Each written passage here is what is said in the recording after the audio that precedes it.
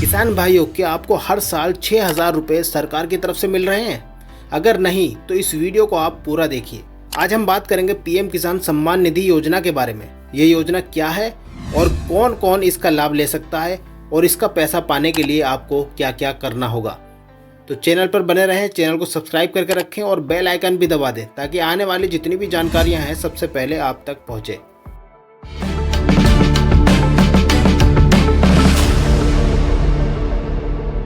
तो सबसे पहले हम जान लेते हैं कि पीएम किसान सम्मान निधि योजना आखिर है क्या। दरअसल जो पीएम किसान सम्मान निधि योजना है ये भारत सरकार की एक स्कीम है जिसके तहत हर किसान को, यानी कि जितने भी योग्य किसान हैं उनको हर साल 6,000 रुपये सरकार की तरफ से दिए जाते हैं और ये 6,000 रुपये 3 किश्तों में आते हैं। हर 4 महीने पर 2,000 रुपये सरकार किसानों के खाते में भेज देती है।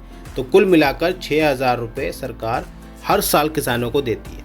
और इस योजना की जो शुरुआत हुई थी वो 1 फरवरी 2019 में हुई थी। इस योजना के तहत अब भी लाखों जितने भी किसान हैं वो इसका फ़ायदा ले रहे हैं। तो ये तो बात हुई कि पीएम किसान सम्मान निधि योजना आखिर है क्या। अच्छे से आप समझ गए होंगे। चलिए आगे बढ़ते हैं।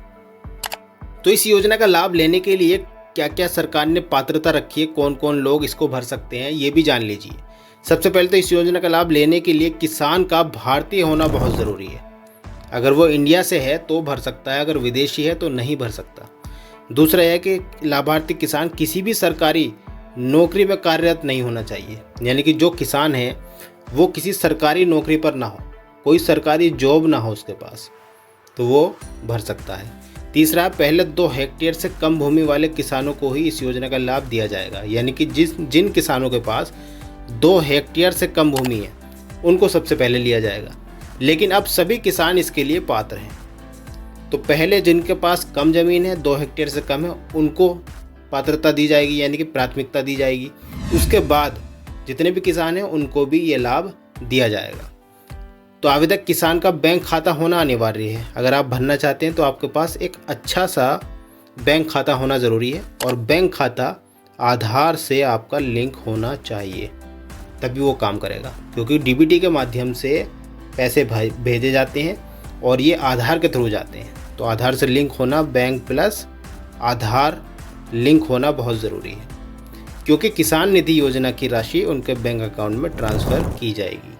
तो अच्छे से आप समझ गए होंगे कि अगर आपको फॉर्म भरना है तो आपके पास ये एलिजिबिलिटी होनी चाहिए। चलिए ये भी जान लेते हैं कि आखिर कौन लोग इस योजना का फॉर्म नहीं भर सकते। सबसे पहले संवैधानिक पद पर आसीन व्यक्ति, यानी कि जो लोग मौजूदा हैं या फिर पहले थे। संवैधानिक पद यानी कि सरकारी कोई ऐसा पद हो जिस पर वो मौजूद थे, कोई पद सरकार की तरफ से उन्हें दिया गया है और वो उस पद पर मौजूद थे या फिर अब हैं, वो नहीं भर सकते। संस्थागत भूमि धारक, यानी किसी के पास कोई सरकारी भूमि है, व्यक्तिगत नहीं है बल्कि संस्थागत है, तो वो इसका फॉर्म नहीं भर सकते। वर्तमान या पूर्व मंत्री सांसद, कोई मंत्री पहले है या फिर पहले बन चुका है या फिर अब है, वो नहीं भर सकता। कोई विधायक नहीं भर सकता। मेयर, जिला पंचायत अध्यक्ष, ये बिल्कुल इसका फॉर्म नहीं भर सकते। तीसरी चीज़ है राज्य केंद्र सरकार के कर्मचारी। अगर आप किसी तरह से सरकारी कर्मचारी हैं तो आप नहीं भर सकते।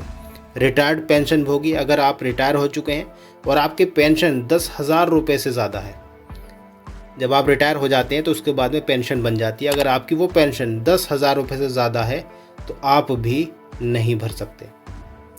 डॉक्टर, इंजीनियर, वकील, सीए, आर्किटेक्ट जैसी पेशेवर जितनी भी सेवाएं हैं ये लोग फॉर्म नहीं भर सकते। जो व्यक्ति पिछले वित्तीय वर्ष में आयकर दाता है, यानी कि जो इनकम टैक्स भरता है, वो भी इसका फॉर्म नहीं भर सकता। तो आप समझ गए होंगे कौन कौन लोग इसका फॉर्म नहीं भर सकते। तो चलिए अब जान लेते हैं, अगर आप पात्र हैं और भरना चाहते हैं तो आपको किन किन कागज़ों की ज़रूरत पड़ेगी। सबसे पहले आपके पास एक आधार कार्ड होना चाहिए और आधार कार्ड में मोबाइल नंबर आपका लिंक होना बहुत ज़रूरी है, जिस पर OTP वगैरह आते हैं और OTP के माध्यम से ही ये फार्म भरा जाता है। दूसरा है ज़मीन के कागज़ होना चाहिए, कोई जैसे खसरा खतौनी कोई कागज़ होना चाहिए जहाँ पर आप खेती करते हो। तो खसरा खतौनी होता है वो फार्मर यानी कि किसान को पता होता है अच्छे से, आप समझ गए होंगे। और तीसरा है बैंक खाता, यानी कि बैंक खाते की एक पासबुक होनी चाहिए और बैंक खाते में भी आपका आधार लिंक होना बहुत ज़रूरी है, प्लस मोबाइल नंबर लिंक होना भी ज़रूरी है। और अगला पॉइंट है मोबाइल नंबर। एक वैलिड मोबाइल नंबर आपके पास होना चाहिए जो कि आप चला रहे हो, उसमें लगातार आपको रिचार्ज वगैरह सब कुछ रखना है, यानी कि उसको एक्टिव रखना है।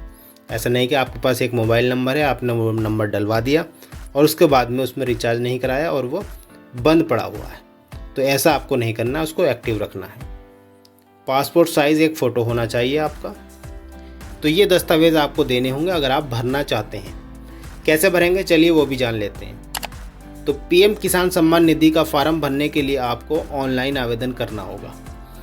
अगर आप खुद से कर सकते हैं तो वेबसाइट इसकी ये दी हुई pmkisan.gov.in पर जाकर आप न्यू फार्मर रजिस्ट्रेशन करके उसका विकल्प चुनकर और अपना आधार नंबर दर्ज करके मांगी गई जितनी भी जानकारी है आपकी, मेल फीमेल, शादी हुई है नहीं हुई है, कहाँ ज़मीन है, वो सब भर के आप फॉर्म को जमा कर देंगे और बैंक अकाउंट और ज़मीन से जुड़ी जानकारी भी भरेंगे उसमें और फॉर्म को सबमिट कर देंगे।